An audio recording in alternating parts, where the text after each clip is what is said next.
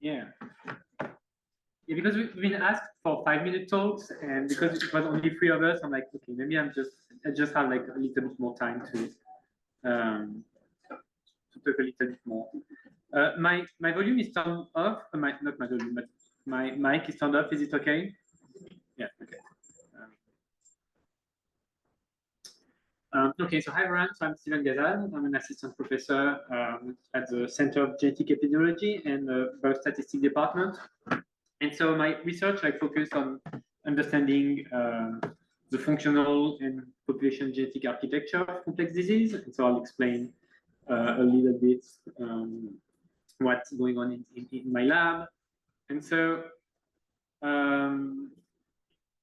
just to start, like one of the main goals of human geneticists, right, is just to create this kind of map of understanding how a mutation on your genome is impacting any type of phenotypes in human.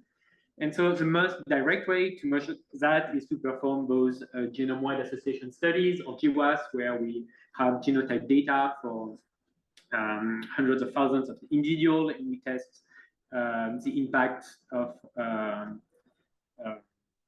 I don't know, we test the association between a genotype and a phenotype. And so here on the left is what you observed for one trait. So this is like the latest GWAS of schizophrenia, where they had like, I don't have like the number, but I think it's at least 100,000 cases and a lot of controls. And so each dot is a position of the genome, and the y-axis is the strength of the association. And so what you can see is that you have now hundreds of independent genetic association with a trait. And so when you generalize that across all of the traits, you have now catalogs with more than 500,000 of association between a genotype and a phenotype. And so my lab is like heavily interested in analyzing those GWAS data and try to understand how just the structure of this disease, like, right, which is highly polygenic, which means that there are like hundreds of variants that are common in the population and that have a tiny effect on the phenotype, but that together explain a lot of the variants of the phenotype. And so the questions that my lab aim to answer is like how selection and evolution shaped those genetic architectures, right? So selection is like supposed to remove deleterious variants. So why do we still have like disease variant in our genome? It's kind of like a way to phrase this question. And then how multiple variants of genes impact human disease, and how to interpret the function of all those different hits. So the way we tackle that in my lab is mostly by leveraging a concept called polygenicity, right? And so rather than first trying to understand what's going on in a hit, trying to understand like what's going on like genome-wide, right? So we have like these tools that I worked a lot during my postdoc called stratified discord regression. And so the idea is that we take like all this GWAS data, we have some reference panel and functional annotations, and so we output regions that are enriched in GWAS variants. And so the first angle we tackling this type of data is try to understand how selection shapes this polygenic architecture of human disease. And so when I'm talking about selection, there's like different time scale to quantify selection, right? So we can focus on mammal and primates, try to understand what is specific to human compared to primates, but also what's specific to primates compared to other mammals. It's like what's shared across all mammals and what's shared across all primates, but not in mammal, right? There's like different way to quantify selection here. Then we can look at differences across populations, right? What's like the difference between European and East Asian and African ancestry individual. And now, like it's very recent, we can start looking at what happened like really recently by leveraging ancient DNA data. And so I'm just gonna like illustrate like with different projects how we kind of like leveraging this data. And so why is it important to study the link between evolution and disease, right? So like first, it can, from like a broad aspect, help us to understand how human evolution, not evaluation, human evolution and adaptation. It's also helpful to understand how to predict rare variants effect in sequencing studies, and it can also be leveraged to improve priors in either fine mapping studies or like to compute polygenic risk scores. Okay, so here I put like a tweet of the NHGRI that kind of like highlights the role of comparative genomics to understand human. And so basically we have this graph saying that we can do like different things by leveraging like mammals to do this, we can leverage primates to do that, and we can leverage humans to focus on disease. And so two things I want to mention here. So these like tweets kind of like follow like huge numbers of papers that has been published these last years in High Impact Journal to quantify selection, to quantify selection and regions of the genome that are conserved. So it means that are very identical at these three different timescales. But I also want to highlight that the like from NHGRI and like other people, only constraint in humans that is relevant to analyze disease. And so one thing we strongly believe is that it's also like it might be even more interesting to look at what's going on in mammals and primates to understand human disease. And so my lab has been part of a consortium called Zoonomias that kind of highlight this by focusing on mammals. And so we kind of like had this like genomes of 240 mammals, and we're able to identify regions that are like constraints in mammals, so it means that are exactly the same. And so our claim is that if these regions are exactly the same, it's not because there's like no mutation or by chance, it's just because they are like so important that every time there's like a mutation, selection removed mutation from this area of the genome. And so what's interesting now, because we have like so much estimates of what's going on in primates and humans, is to compare which of this time scale is more relevant for human disease, right? And so we have an ongoing project in collaboration with a consortium called IGVF, where we kind of like look for different constraint scores. So here it's primates, mammals, and human. Which one is the most enriched in the disease variants? And so one like very interesting result is like what is really strongly enriched is region conserved in primates. It's even more constrained than mammal, and those regions that are constrained in humans, they're like not that much informative in terms of human disease, which kind of like contradicts a little bit what has been said here. Another area of interest to try to understand what's going on in terms of gene regulation and disease risk in different populations, right? So there's like this famous plot in our field that shows that when you build a genetic predictive model from European, it does not replicate in other populations. And so there are like many hypotheses to explain that. And one of these hypotheses is that you have different effect sizes of those variants because of different environment and G-by interaction across ancestry.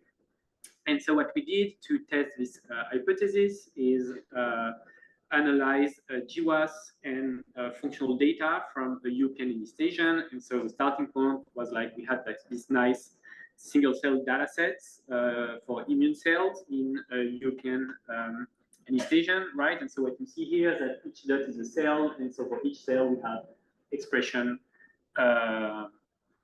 across all the cells of those individuals. And so what we did is we identified genes that were differently expressed in between European and East Asians in each cell type. What we observed is that those genes that are differently expressed across ancestry, they are highly cell type specific, right? So the ones that are differently expressed in B cells are not the same as the one in T cells, than the one in monocytes.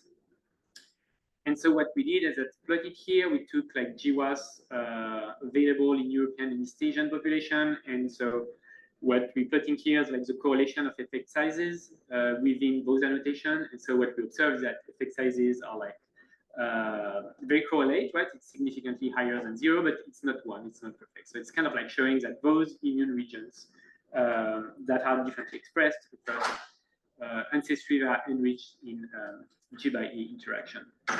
And so here it's kind of like a nice example where we find a gene that is differently expressed across the two populations.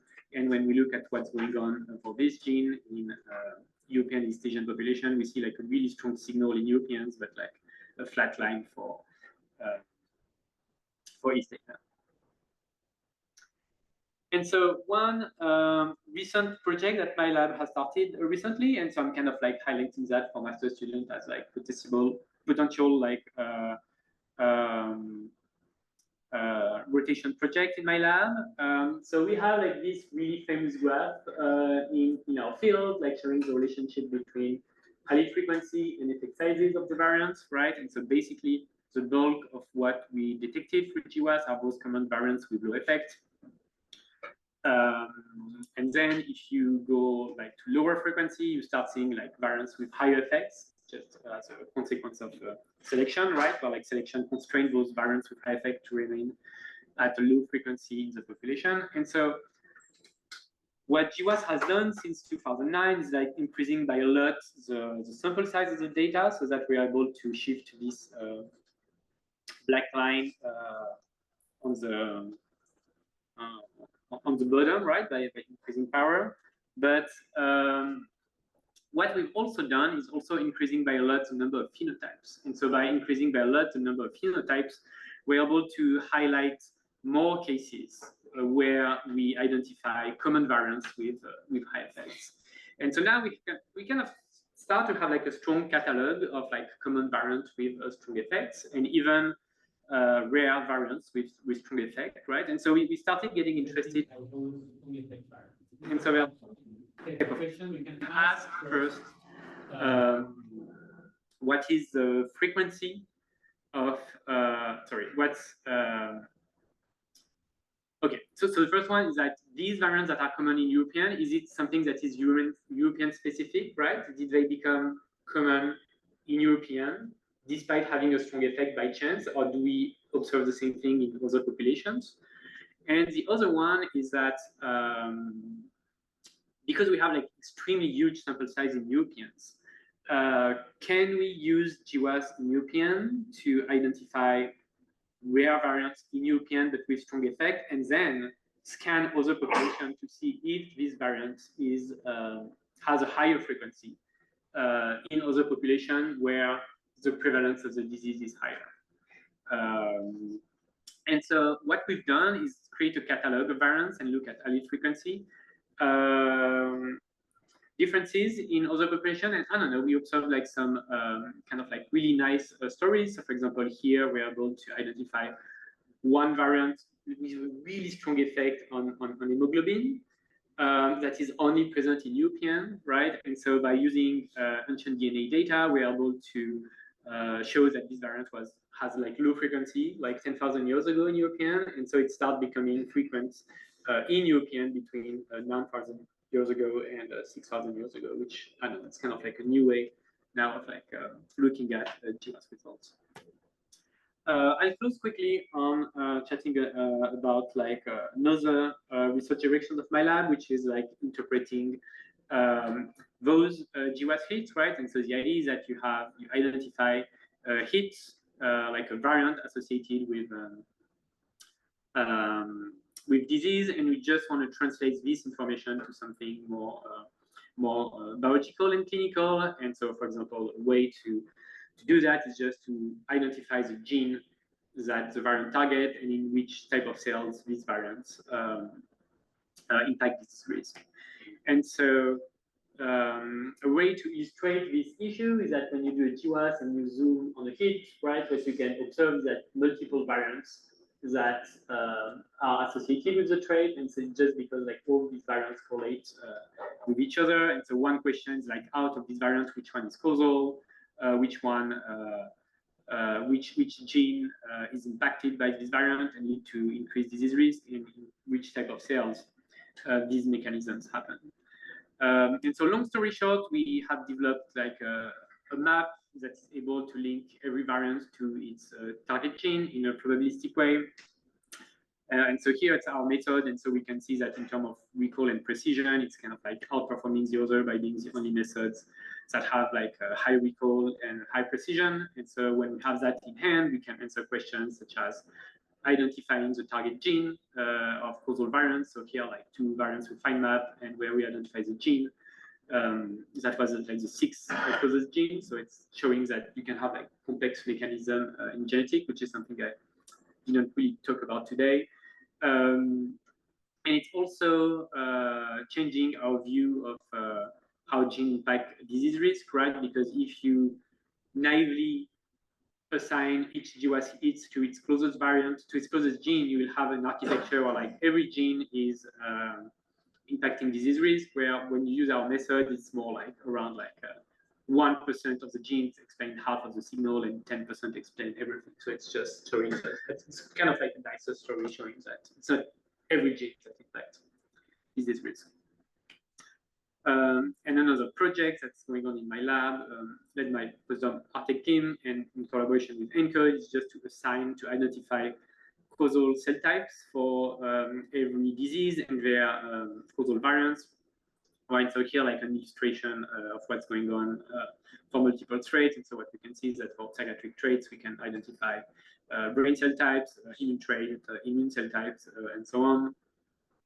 Here's just like a nice result of what we observe on schizophrenia, where basically we're able to highlight 2 different types of cells, excitatory neurons, one from early stage cells, and the other one from late life stage cells, so which kind of like suggests some kind of like disease heterogeneity in schizophrenia, like where like one component of schizophrenia will be like early onset and the other component will be late onset. There are also like other projects going on in the lab. So PhD student Helen Chang is like using machine learning methods to prioritize disease variants by doing really cool analysis of GWAS data. We also have like strong collaboration with the Mancuso lab, where we have interest in developing methods to analyze population scale single cell data. And we also started to focus on multi-ancestry GWAS of gout and rheumatoid arthritis as traits of interest. Okay, so I'll stop here. Here are like pictures of the 2 last lab outings. More thanks my collaborators and my foundings, and happy to take any questions. Sorry.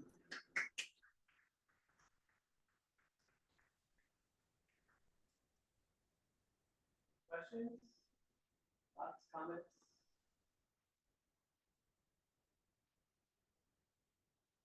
Okay. No question? Okay.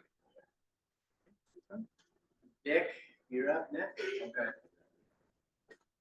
Is it possible to lower the points? It's very difficult to see.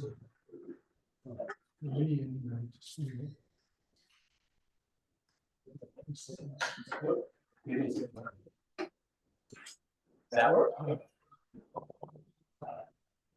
I like to See this. Am I allowed to share?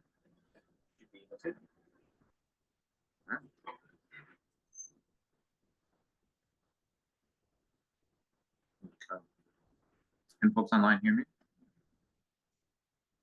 Yeah, okay, great.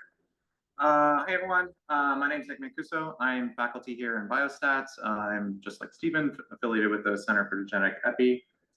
So one of the great things about Stephen going first is now I don't have to explain a whole lot of stuff about what GWAS is and many other sort of relevant information, and we can kind of just dive right into it. So similar again to Stephen's group, my group is a methods-focused group that really leans in heavily into 2 different directions in human genetics. The first being trying to decipher mechanisms for complex disease risk, or at least a bit more specifically like genetic mechanisms. So as Stephen alluded to, or maybe convincingly showed, we have this abundance of genetic associations, and like very rarely do we understand how like disease risk is mediated in any way, shape, or form. Only like a handful of loci trait pairs do we have a good sense mechanistically of what's happening. The reason for that is most of those associations are non-coding. If you have a coding variant that is we believe to be the causal variant, it's clear, right? It's changing how the protein is coded. So it's like by definition, we know the gene, we know the mechanism. That may still leave things like cell type or context a bit vague, but it provides a much better starting point to pin that down. On the flip side, if you have non-coding, there's no clear mechanism, right? It's not like we just have this like one-to-one map of what gene is being influenced by it. And so it requires a lot of additional functional work and follow-up to try to prioritize that. And then similarly, I'm very much interested in the genetic architecture of complex traits. And so, really that's like a fancy word for just describing how effect sizes across the genome are distributed as a function of other things. And in particular, we'll see like, I have quite an interest in how natural selection shapes that and leads to differences within and across populations. So I think one of the nice things about being a methods developer and GWAS and human genetics nowadays is the fact that there are available global biobanks that reflect this massive scale of available genotypes and phenotypes. And so, as methods people, we don't envision ourselves maybe wanting to generate a cohort or collect a cohort or work with clinicians to get samples. I mean, by all means, we can, right? And that's exciting, but it's really hard to do. And so the great thing about having these be freely available for methods people is we can just, go to their research access portals. We can try our methods out. We can inform investigation ourselves without the need for, collaboration with anyone who may want to generate data. Not to like, say we shouldn't be collaborating with folks who do that, but, if we just have a cool method that works, agnostic to the kind of trait, we have this huge sort of databases or wealth of resources. We can just scan it across everything, right? And get a huge amount of results, characterize those results, and now that's a paper, right? To like really convincingly demonstrate that our method works well and drives new insights in real data. And so now these things are like larger than 2 million individuals, right? And so that's a lot of people, right? Like go chat with, whatever. I'll just say that's a lot of people. We don't even know. We'll leave it at that. Okay. All right. And so one of the ongoing projects that's been ongoing for a while that we have we've been chipping away at is that we'd like to characterize something we call the evolutionary architecture of complex traits. And so you can think of like the most simplistic definition of a genetic architecture is really just maybe it's like some distribution of effect sizes across the genome, right? And there's like a singular distribution that describes that, right? With like just 2 parameters, some normal distribution or something close to it, right? But we know there are differences, right? I already mentioned 2 different kinds of genetic mutations, one that changes coding, how proteins are coded, and then non-coding, right? Which does something, but we're not clear what, right? Likely regulatory in principle. And so you can think that those different kinds of genetic variants have different kinds of effects, right? And so a lot of work has gone into characterizing the functional architecture. And so you can think of like now, family of distributions, right? Whose parameters are described by like whatever that metadata is, okay? And then so what we're working on now is extending that notion of functional architecture to an evolutionary architecture. And so here, rather than just like metadata where it's like coding, non-coding, it falls in a promoter or an enhancer or something that is just like a functional readout, we can take information into account of like the whole evolutionary history of the genetic variant itself to describe how that process also informs the effect size distribution, right? So we've like generalized it in a much more dramatic way. And so there's a couple different ways to do that. And so the one way, or maybe I should go to this next slide. The one way that we're thinking about doing is leveraging recent developments that allow us to essentially put a prior on the genetic data itself, right? You can think of if a certain variant has an effect, right, we can think of, well, what's the prior of observing this genetic variant in the population as a function of its evolutionary history, right? And so, one way to do that is you can think about doing a bunch of like forward simulations that can be really slow, but there's some math that lets us compute that somewhat quickly. I won't say it's blazingly fast, but some recent developments make it a lot faster. And so now we have a prior on the data itself. And so you can think of it as a sparse model, right? You want to select what variant has an effect, right? So now not only do we have a prior on the effect sizes, we also have a prior on the fact that we want to select that genetic variant itself as a function of its evolutionary history. And so, we have one grant that focuses on this. And so the large aims for this grant is to characterize this evolutionary architecture within and across diverse populations. And so one setting is where we have multi-population inference. And so let's say we have a phenotype measured in diverse ancestries, we have genetic data, and we want to apply these models in that joint setting where we want to learn like what's the shared evolutionary architecture across those groups. Similarly, we can think about generalizing these models to admixed populations. So an admixed population refers to individuals that are sort of the result of recent merging between different ancestral groups, right? So like in the United States, that'd be African Americans, right, who will have an African and European component to their history through slavery. There's also, for Hispanic Americans, you'll have the Amerindian component, there's a small African component, and there's, a European component.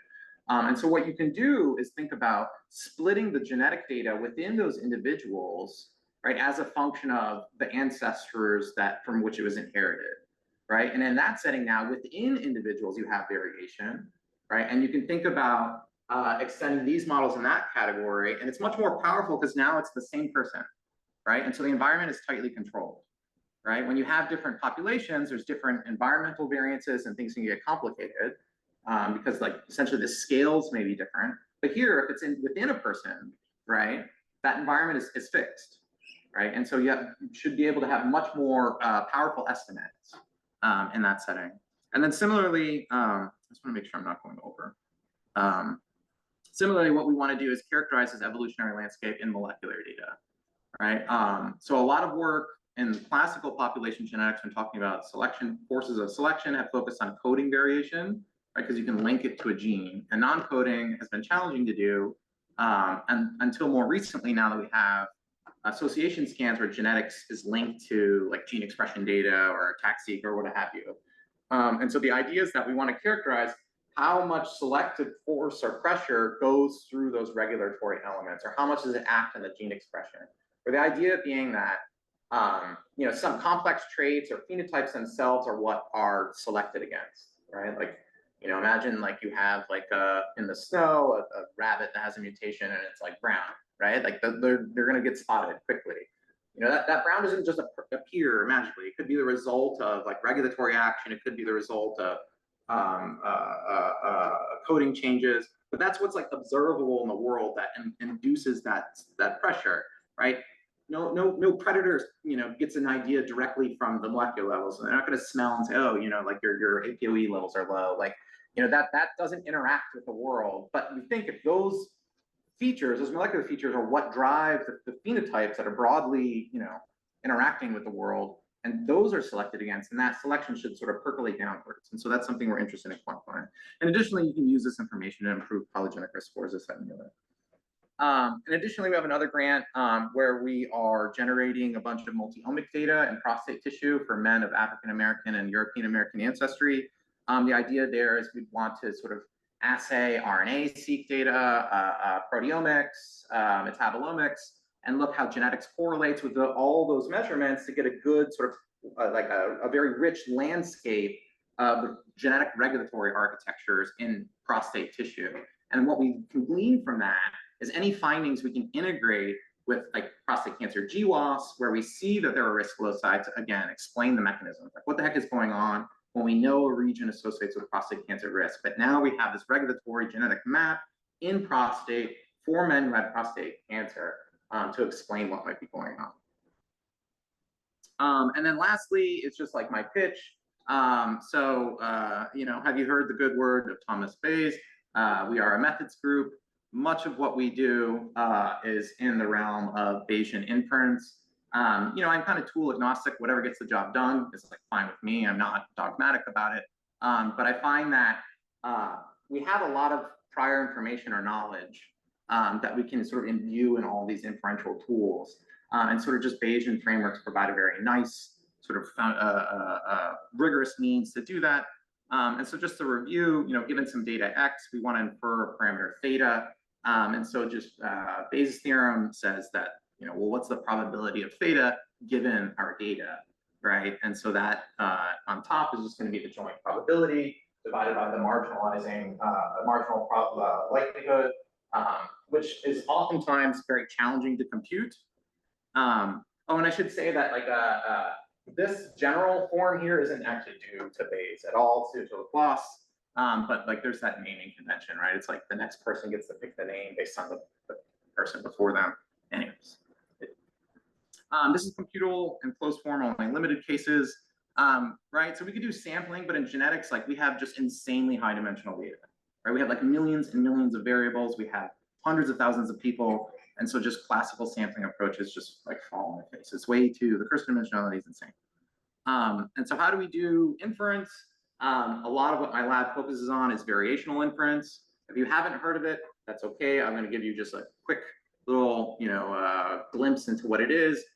It's a way to approximate the posterior through optimization, right? So when we think of Bayesian rules, like we think of averages, we think of sampling, right? We don't tend to think of optimization. But with VI, what we can do is sort of turn it on its head, right? And have a surrogate. And so what it means is like, can we approximate this posterior with some surrogate distribution Q, right? We want to find some function Q, some functional, right? That like approximates this well, right? And so we need an objective, right? Like how can we find that, right? And so one objective is this measure called Kullback-Leibler divergence. And so it's just a statistical kind of metric. It's not really a metric, but just think it's a measure in a distributional sense of how close two distributions are, okay? And so what we'd like to do is find some Q, right, that's close to the posterior, okay?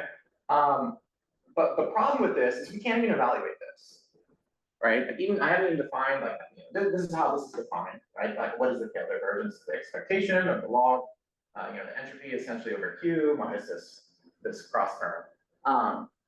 But the problem with that is like this is still the posterior, right? We couldn't even evaluate that in the first place. Sorry, I should have done this first. Just to give some insight to what tail divergence is. Here are two different settings, right? We have two normal distributions, and they both, you know, the top and bottom have the same mean, right? In both instances, but there's different variances, right?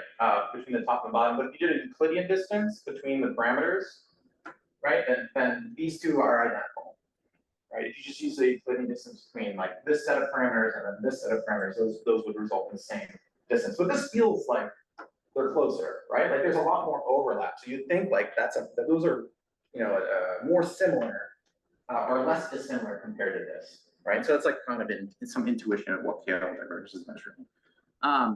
But anyways, instead of just directly optimizing the tail divergence, what we focus on is a thing called the elbow. It's essentially the tail divergence up to a constant. And if you rearrange some terms, what you get out of this is something kind of like an EM, right? You have this expected log likelihood, which you know, when we do EM with hidden variables, we see that. But what's nice is now you have this tail divergence, which is over something different, right? It's over our Q and the prior.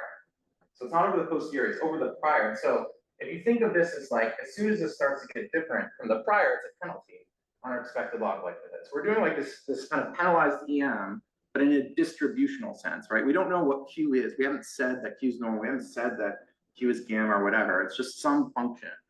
And then so what ends up happening is, you know, shocker. If you do things right, then it all ends up being the same as the prior.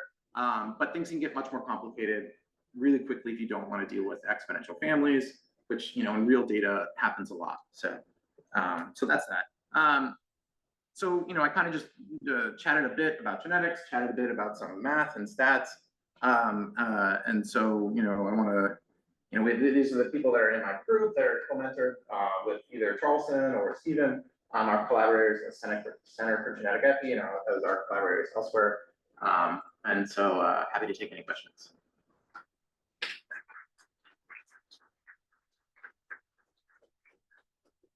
Any questions? Yeah, how do you control data and your knowledge and interest?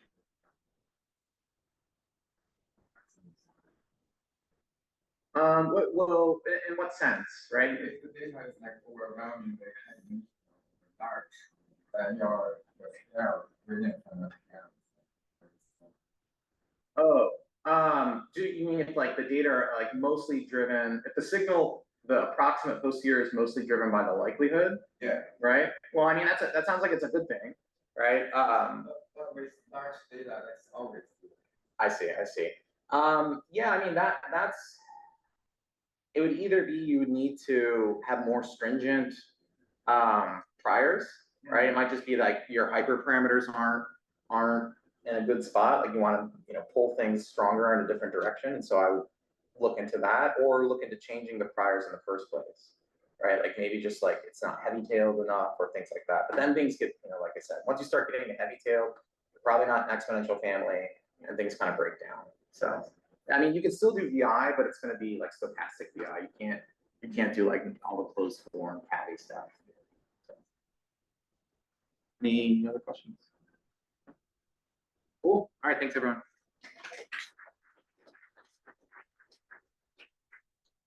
Good question, Mike. Here in, because we're dealing with that. We'll talk about that here in just a second. So I have a few minutes here to talk about two projects that are ongoing within the group here. The first, Nick touched upon in the sense of genome-wide association studies. So let's just take a step back, right? We have millions of SNPs. We treat each one of them as independently, and we associate them to some outcome. We get all of those p-values, and we have a nice plot like this, right? And so over the last 15, 20 years, this has been very successful at finding a set of variants that are associated with diseases. But the next step is to try to aggregate this information into a polygenic risk score, a single index of that risk for every individual here. And then, so that's represented by this simple sum, right? The count of the number of risk alleles, sort of each variant. And the question of interest is, what SNPs do we include? So you have 20 million SNPs that we've measured. We have summary statistics for even individual level data. So it's a model selection question of what SNPs. And then the other question is what weights to include. Pretty simple type questions. Once we figure that out, we can then sum this up and get this single variable, right, PRS, for our cases and controls, and we can compare those distributions. So the complication comes in doing this across populations. And so if we look at PRS that are constructed from GWAS data, one of the things is that's been really dominated by individuals of European ancestry. So this figure just shows the growth of the individuals in GWAS over time. So that has been dramatic, exponential, but the number of individuals from European ancestry populations is overrepresented compared to the global population. So what's going on behind the scenes? If we build something up in terms of this model selection and the weights, it's going to be predominantly dominated by the LD structure, the correlation among SNPs, and that genetic architecture that Nick talked about of Europeans as opposed to other populations. So if we go into other populations and we use this risk tool, now this polygenic risk score, we can see that there's a decrease in the accuracy of that in other populations. And so here, same paper, they just showed that looking at 17 quantitative traits, what happens relative to individuals of European ancestry in terms of the accuracy, right? And you can see for African individuals of African ancestry, it drops off dramatically, right? So if we have a tool that we want to implement and scan everybody for risk, you know, and say you have high risk or low risk, and it doesn't work in other populations, that could actually increase health disparities, especially for, let's say, prostate cancer, where we know that the incidence of prostate cancer in African-American individuals is 1.5 to 2-fold increase. So that would actually make things worse if we implemented this tool. So we've been setting out to sort of correct that. A lot of this, there is no substitution for just data. So a lot of this is just driven by having larger sample sizes of diverse populations. So that's going on in the background. But we also have sort of all of these population-specific marginal summary statistics. We have population-specific LD panels. LD is the correlation between the SNPs that we're trying to incorporate. And then we have several different methods that we can evaluate of how to construct these polygenic risk scores across populations. So over here are a couple methods that other people have created, looking genome-wide. So instead of just doing a selection, it's really weighting things. Think of ridge regression, or just weighting a whole 1.1 million SNPs. We have approached by Sylvia here, and she will be presenting this tomorrow for her dissertation defense at 1 o'clock, 3:01, right? Yeah. Okay, expect everybody now to be there. So this is an approach that's really focused on sort of identifying the true causal variance across populations, and then how to sort of sum that across the genome. And then the other thing that we've been doing a lot with is evaluating the PRS. So I showed an example of just taking that distribution, looking at differences between cases and controls.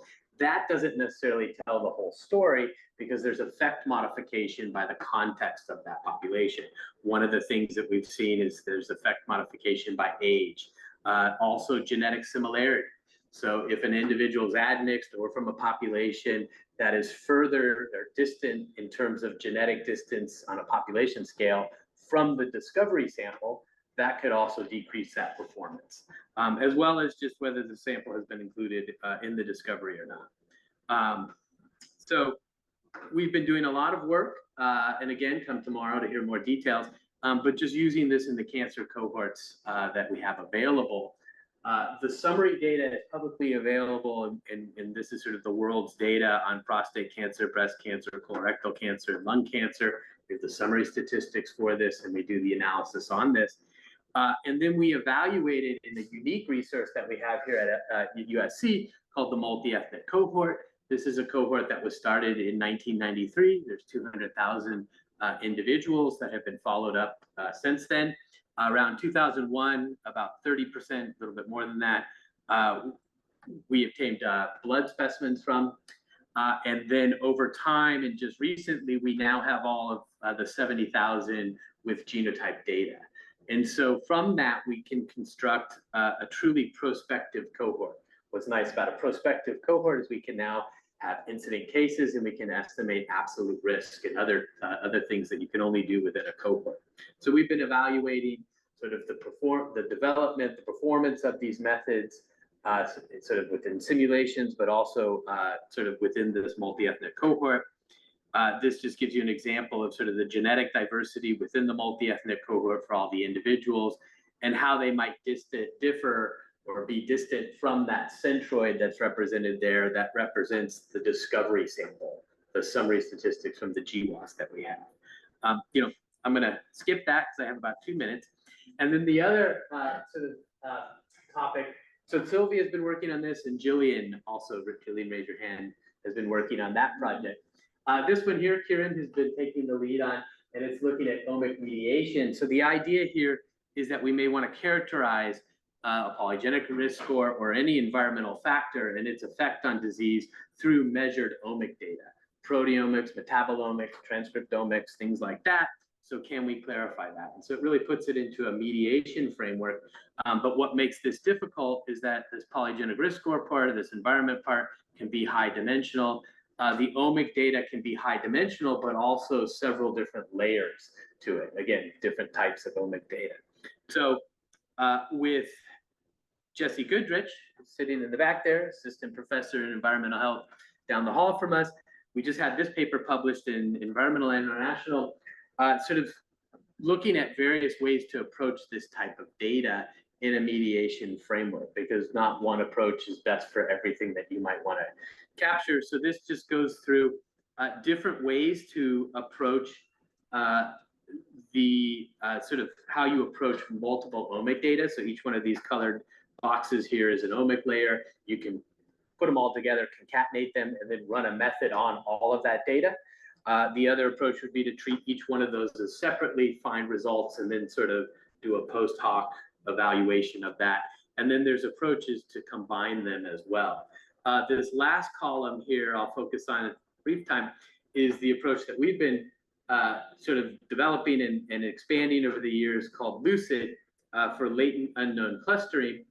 And this approach uses an EM algorithm that Nick touched upon to sort of combine that data. And I'm not going to go into the details here, but what this does is it characterizes, in this particular example, the impact of mercury on the risk of liver injury as the outcome, but it characterizes it through these omic profiles, okay, of how, think of them as clusters that are defined by the different omic layers. And there's additional information that we can pull out of this in terms of grouping individuals into subgroups based on their exposure and their outcome profiles. What Kieran has been working on more recently is taking this, it's not really represented by this figure, but doing exactly what Nick spent time on, so thank you, Nick, of taking our EM algorithm framework and now putting it into a variational Bayes framework. So we can use information on priors on the omic data, the features, into that type of an analysis. So I'll end there. All this is done in collaboration with people throughout the department. I'll just highlight people down in the environmental health. We have a grant in the Multi-Omics for Health and Disease Consortium, where we have a set of 200 individuals from USC's site measured on lots of omic data. And this is a rich resource for that analysis. The PRS work is part of the PRIME Consortium, where I'm PI for the PRIME Cancer site. And again, this includes lots of individuals across the country.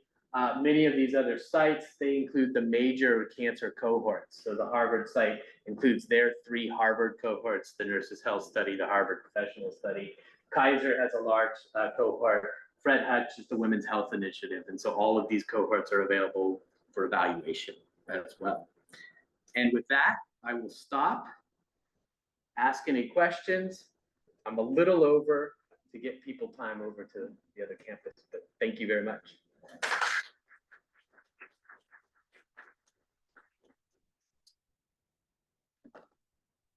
Any questions? Thank you for sitting through some speed talks. We'll do this again next week. All right. Thank you, Nick. Thank you, Stephen. Thanks, everybody.